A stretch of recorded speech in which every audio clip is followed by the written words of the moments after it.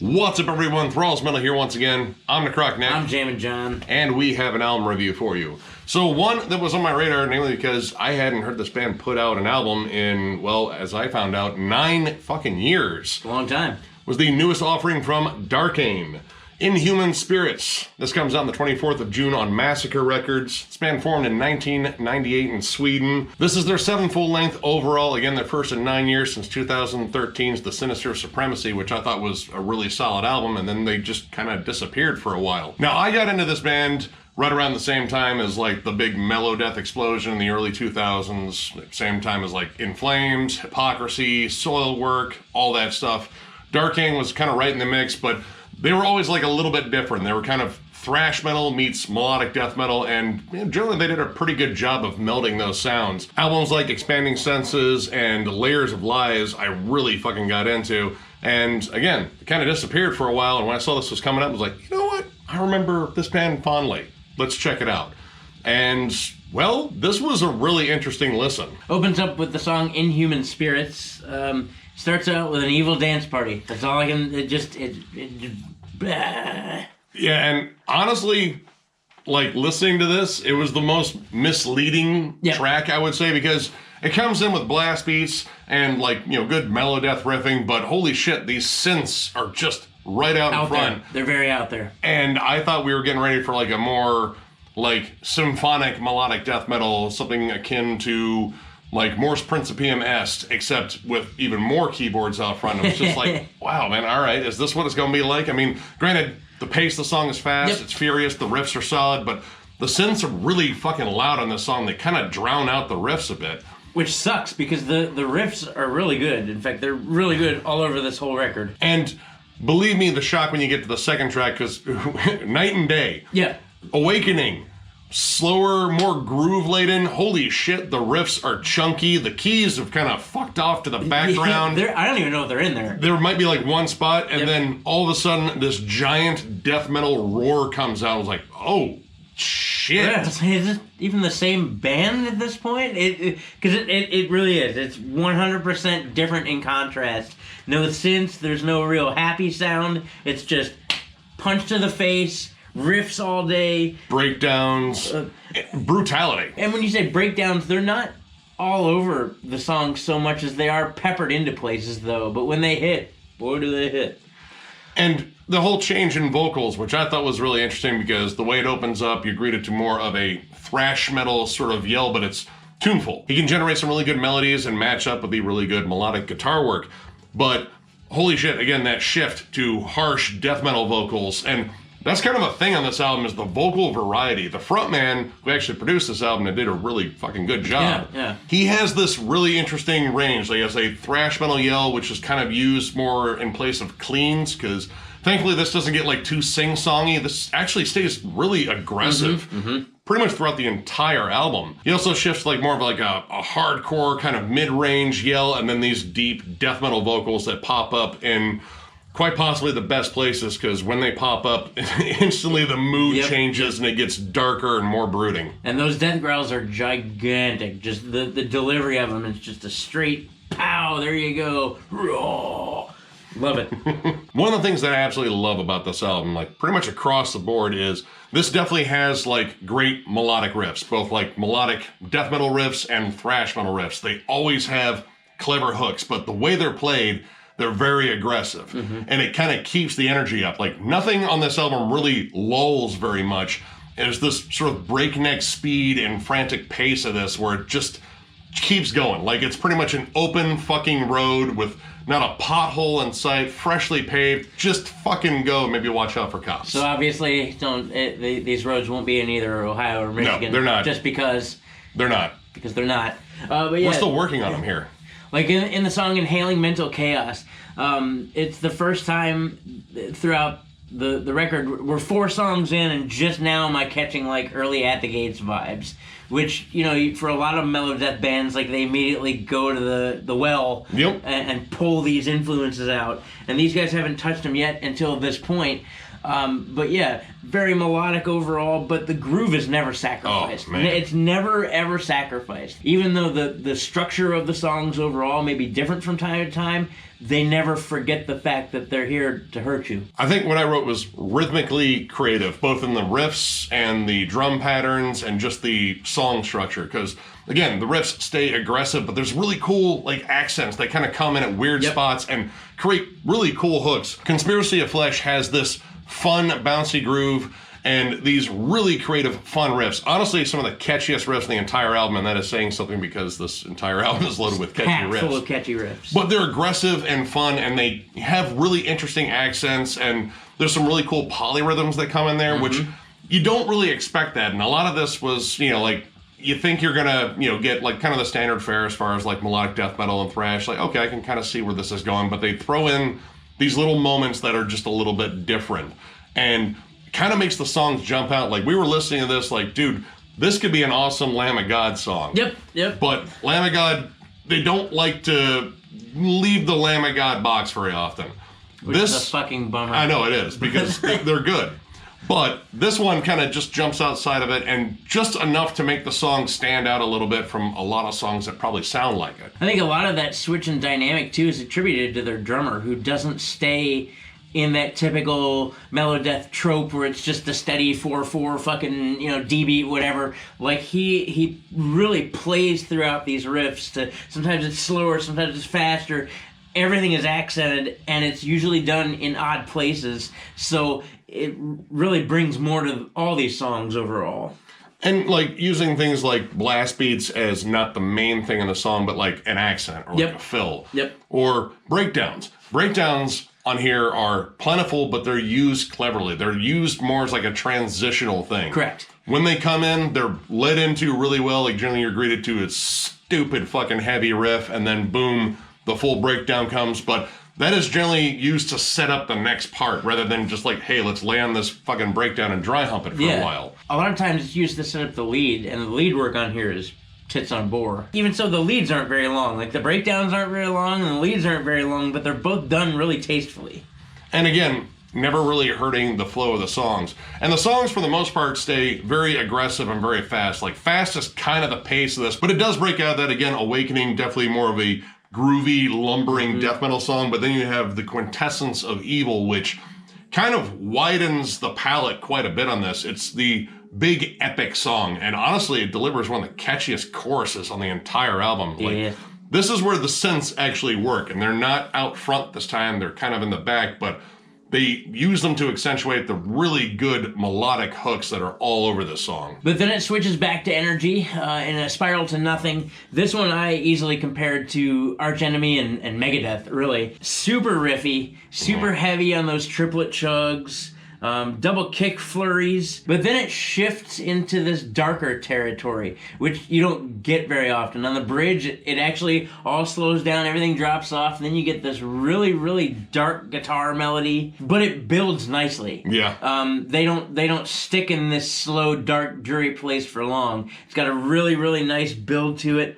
and then that breakdown kicks in, and once again, just back to just giant death growls, and the whole thing is executed really well. Yeah, honestly, it's the only transition I would say that it feels like it kind of comes out of nowhere, but the way they use it, like, because the beginning of the song feels just sort of that thrash aggression, you know, like a nice, you know, pissed off fucking Dave Mustaine telling you to fuck off, that sort of energy. And then that whole dark mood comes in. I was like, ooh, this is just kind of dreary. And is this song haunted now? And then it just kind of builds back into the main song, but it comes back heavier. It comes back meaner. Like, you ever been to a party and you saw the guy that starts off pleasantly drunk and then all of a sudden he just turns into a mean fucking drunk? That's how it comes back. But it also comes back with a cool hook. And honestly, it was just a testament to the songwriting, because that was just a really cool kind of like flipping dynamics that really worked. Another thing that I like, and it's a trope that I like hearing in melodic death metal more, is not really like the big super clean choruses and clean like vocals. Like, his thrashier delivery is definitely more tuneful, but it's still gruff, it's still gritty.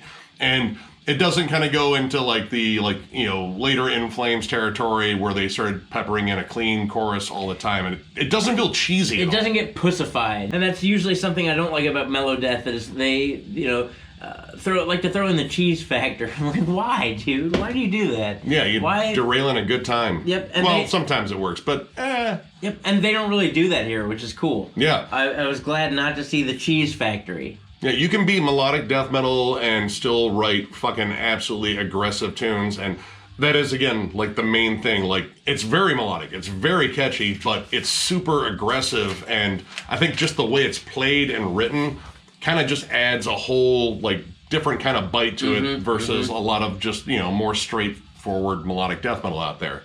But this wasn't without, like, its issues. Again, the opening track is just kind of an odd jumping off point. The first track doesn't really fit with the rest of the album. No. It just doesn't. And it, usually the first track to any record is a gateway to what the rest of the album is going to sound like.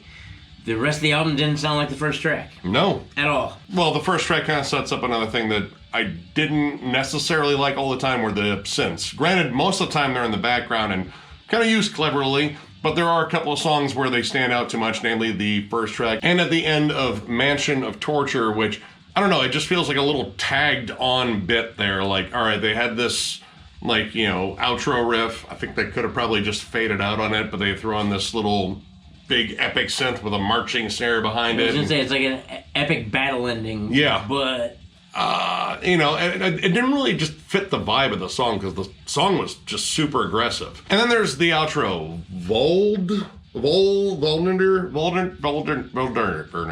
Burners. Anyway, talk about something that just feels tagged on. This album ends great on what I consider the last track, The Great Deceiver. Yep. Absolutely ass-whooping song, pretty much encapsulates everything that I love about this album. Big epic hooks and fucking just riffy aggression, fast fucking awesomeness, and yeah, all the shit we talked about earlier. And then this little minute 45 piano, and it's boring. Yeah, it's not like they're playing a piano. It's almost just like a couple little plucked notes. Like the end of a lap dance is always better when the stripper's crying by Bloodhound Gang. It's a little more than that, but there's really not much to it.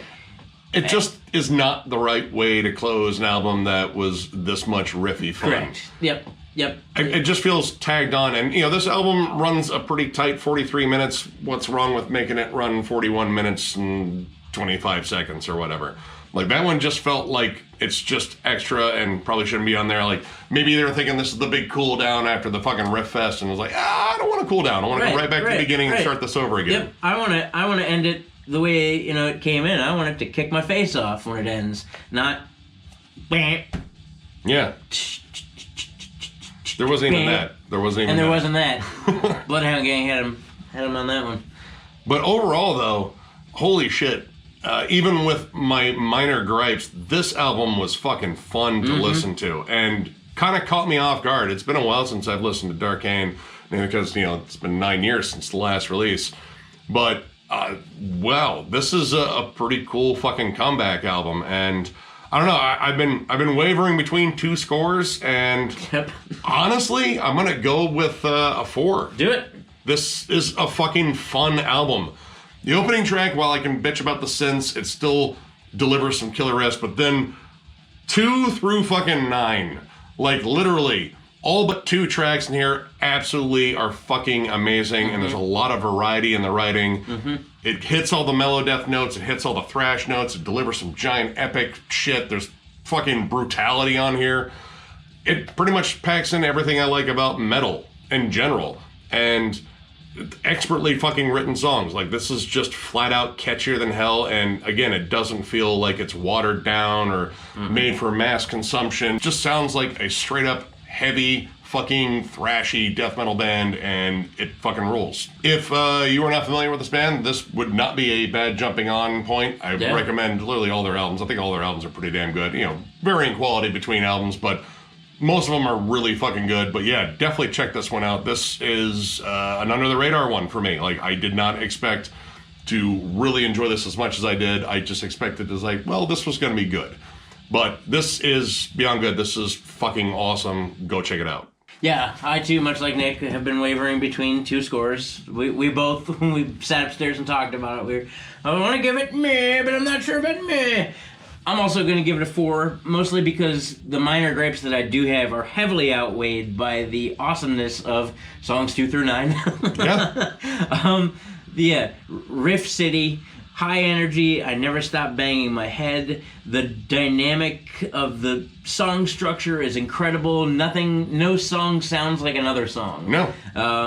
Everything is very creative, very heavy, great vocal dynamic. I had a great time listening to it. I hadn't heard of this band in, I guess, 9 years. Yeah. And I remember the last album I heard was, all right, this is pretty fucking good. Like Nick said, great jumping on point if you've never jammed these guys. This is definitely something to get into, and very different from most melodeath that I've been akin to, which is cool. Yeah, definitely go grab this album. Definitely tell your friends, tell your family, tell your pets. Everybody needs to know Darkane has returned. Fuck yeah. So, if you enjoyed this review, give it a thumbs up, and if you are new to the channel, subscribe, because we do stuff like this all the time. We are also on Patreon. If you'd like to help us out there, there'll be a link down below. We are eventually going to do our response to the questions, so you have a narrow window to ask more ridiculous questions if you are one of our patrons. Let's say you got a week. Let's say you got a week. Fuck it. Let's say you got a week. You got a week. You get another week to ask us questions. I know there's a bunch in there. I clicked in yesterday. there's a bunch in there, and we're going to have some fun. Oh, yeah. Always. There's also a link down there, thethrallsmetal.com, if you'd like to get one of our kick-ass shirts, and Denver Death Fest. All of our submissions are in, and I guess now comes the part where we have to figure out the bands. So let's see. So if I remember correctly, there were 70 submissions. So we have some things to sift through here, and we will be making an announcement relatively soon. Like I said, we got to go through quite a bit, but it's coming. Denver Death Fest is going to be a thing. September 30th, October 1st, and October 2nd at the Roxy Bar in Denver, Colorado. Be there. As opposed to Denver anyplace else. As opposed to, Denver, fuck your mom. Not your mom. I actually really like Nick's mom. Yeah, I know. My mom's nice. I'm going to tell her you said that. No, don't tell her that. Anyway, should be a really good time. Looking forward to going through all the submissions. I will tell you, I have found a couple gems of bands I've never heard of, which is always pretty fucking sweet. And as always, thank you all so much for liking, subscribing, following us, talking to us in the comments. We love this shit, and we love seeing this whole metal community grow, and this has been an absolute blast so far. So once again, thank you all, and we will catch you later.